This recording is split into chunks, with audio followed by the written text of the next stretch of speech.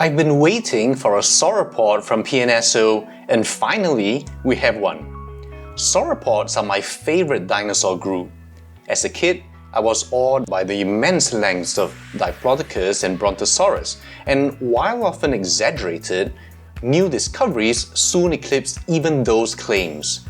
Mamenchisaurus from China, for example, has the longest neck for its body, a defining feature seized upon by even early figures like this old safari.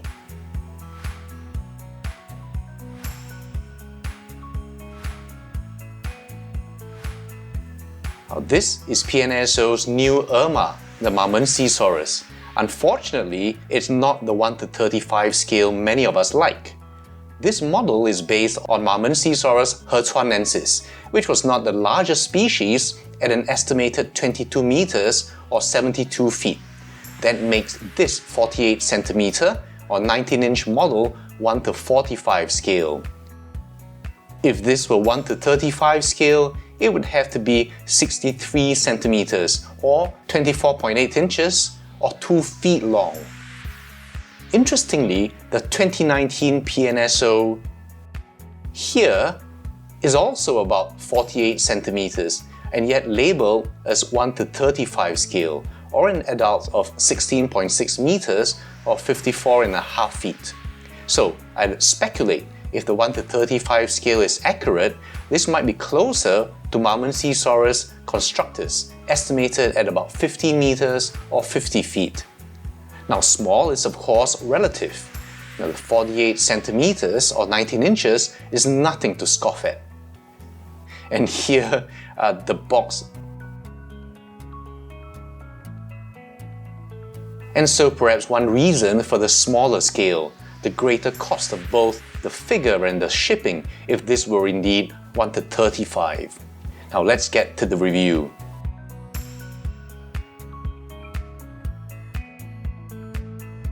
Skin texture-wise, it continues the trend of no exaggerated scales on the body.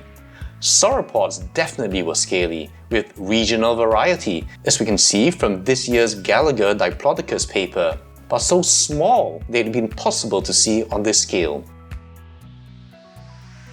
In fact, we do have skin impressions from Mamenchisaurus youngi, with a mix of 4, 5 and 6-sided scales, very tempting to recreate, but again too small to be seen.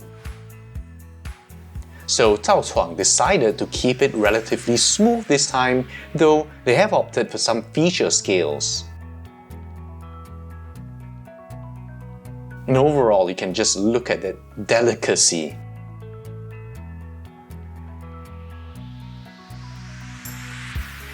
And the veins.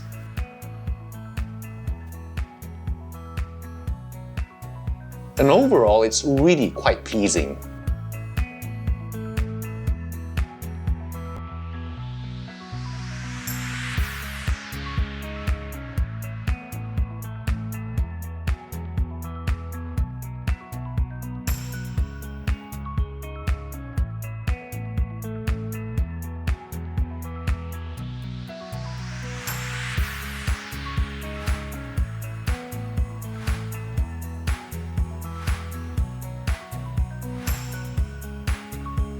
Of course, the 2019 is still a top-quality mass-produced model, probably the best of its time, and you can see in absolute terms just how small these scales are.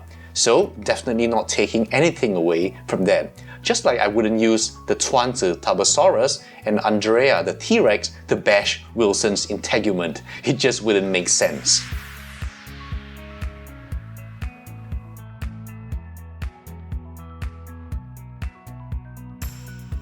Now here you see the tiny Camarasaurus style head. Very close up, you can see the paint isn't very precise. But really at this tiny size, it's barely over 1 centimeter or 0.4 inches. For context, well, for a start, here's my thumb.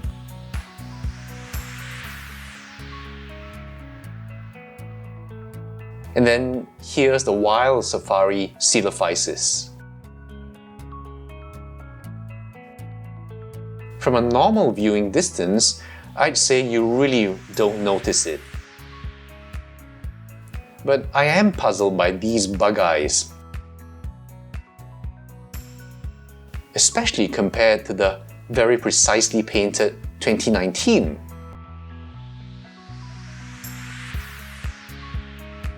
And I can only assume the black is the eye and the yellow around it is just the surrounding skin. Now this has a beak, and I'm really pleased to see that PNSO has incorporated some recent ideas here. Now, one interesting phenomenon has been the finding of ITRs, or isolated tooth rows, which are preserved sets of articulated teeth without any surrounding bone.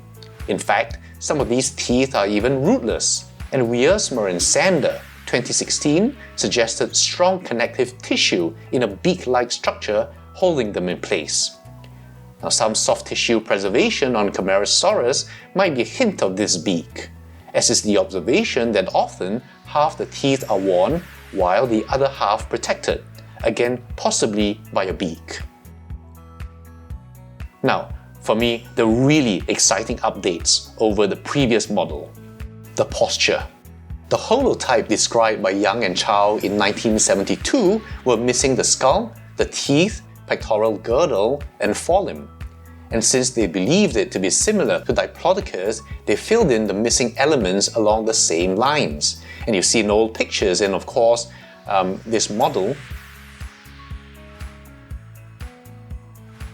But that idea has been very pervasive, even after newer discoveries like the Ye et al. 2000 paper, which does describe forelimbs, including the ulna, the radius and humerus, hinting as to the truer limb proportions.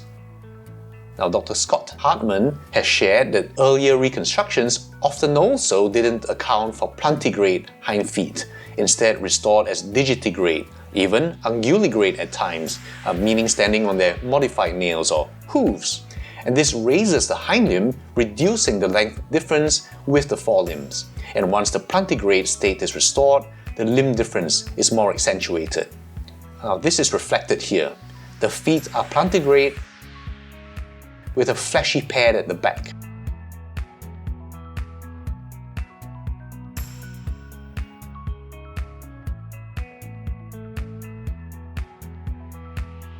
Now, I like the way this foot is articulated in heel-off phase. You really feel a sense of living action in this ponderous animal.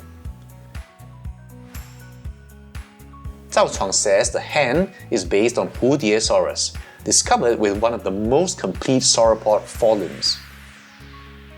The horseshoe shape reflects this, and the decision was made not to add a fat pad. And there's of course the sauropod thumb claw. Sadly, the claws are really not well painted.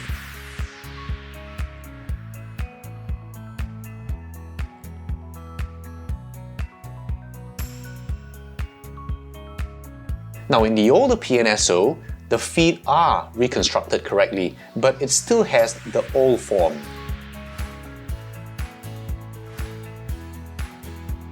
And Zhao Chuang explains that what's different in this new model is that it accounts for both longer forelimbs as well as a vertical orientation of the scapula. Previously, it was more horizontal, but in that position didn't seem to have adequate attachment sites for the latissimus dorsi. And as you can see now, it supports both the lats and the trapezius. A vertical orientation increases shoulder height relative to hip height, as noted in Gregory Paul's 2017 paper on sauropod feeding postures.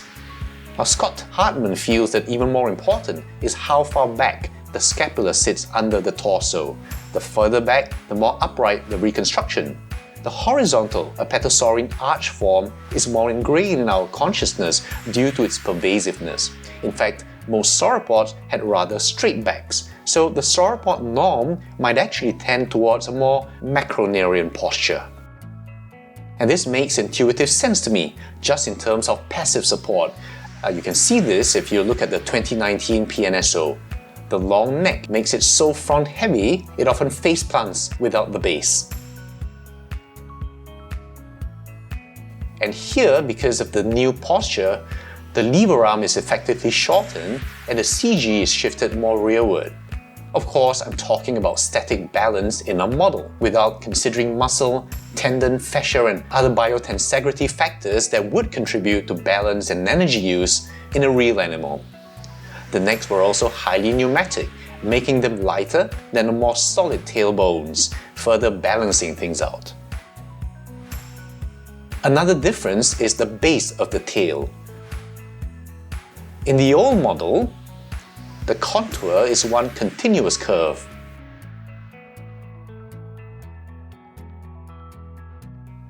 Here, there's a rather distinct kink.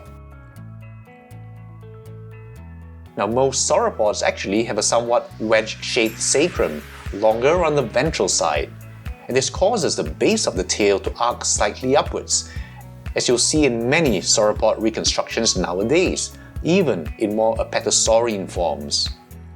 Now, this is the case for Hertuanensis, as correctly reflected now, and even more extreme in Youngie, as you can also see in this recent reconstruction by Dr. Scott Hartman. I should also add the musculature. The bundle separation here are very pleasingly done.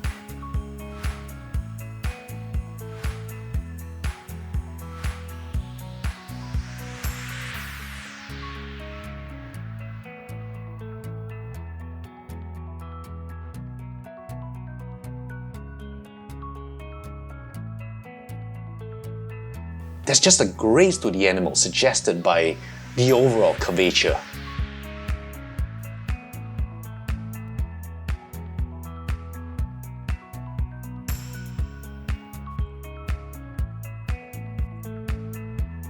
The limbs are more robust and convincing enough to carry and balance this massive animal. Unlike the previous, which I felt were too spindly, and in fact contribute to the front heaviness. I do feel there seems to be some muscle bulk missing here.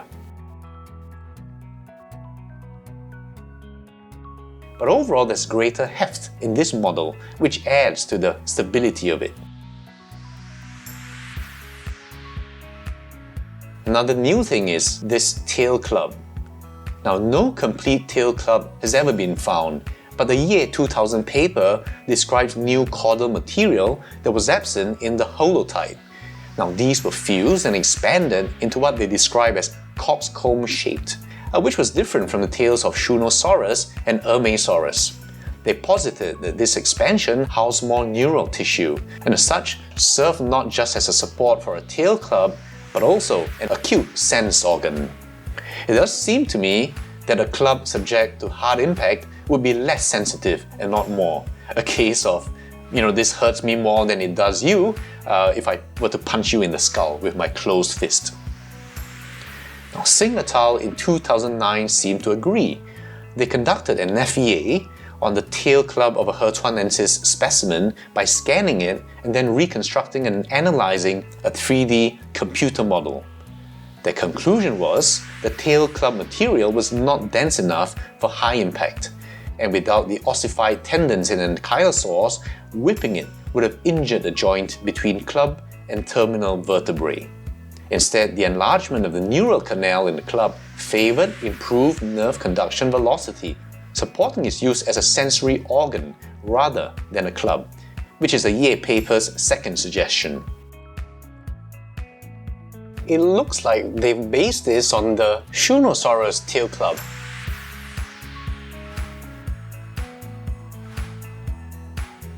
And finally, I usually don't like to show you anything else in the box, so you can still have some nice surprises, but I have to say that this model comes with a bunch of them.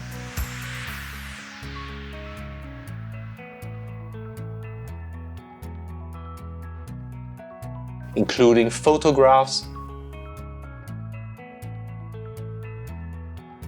posters, schematics, and other artwork. And all of it's just really beautiful, and I could spend the whole afternoon just looking through this, and I feel it's a really generous bonus package. Really happy to have all this beautiful artwork. And it's obvious that PNSO is very proud of this Mamenchisaurus. So let's bring out again the 2019 PNSO Mamenchisaurus. Anatomical.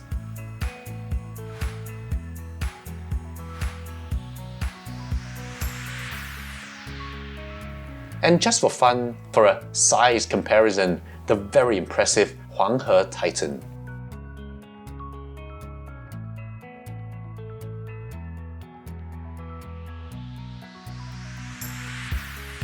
So that's the new PNSO Mamenchisaurus.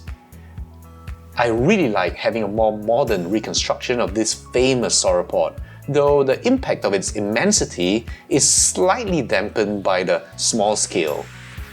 And though I wish it was 1 in 35, I'm pleased that PNSO has brought its attention again to the long-awaited sauropod family.